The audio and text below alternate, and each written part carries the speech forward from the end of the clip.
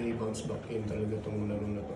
Kung gusto namin makapasok sa makuha yung goal namin, kailangan talaga namin bumawi sa kada talo na nangyayari sa amin. So, mindset talaga yung pinaka-importante.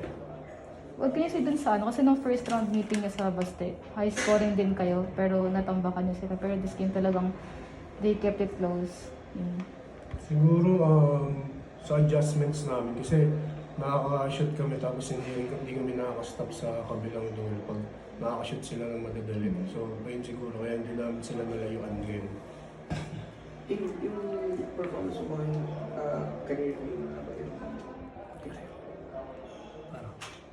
Kayo. Career high daw.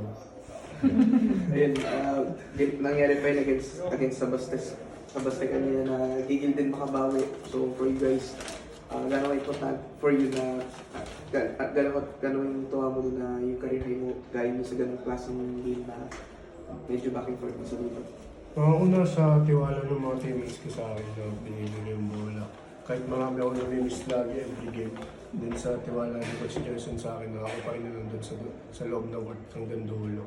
Ayun, sobrang grateful ko sa tiwala nila talaga sa akin.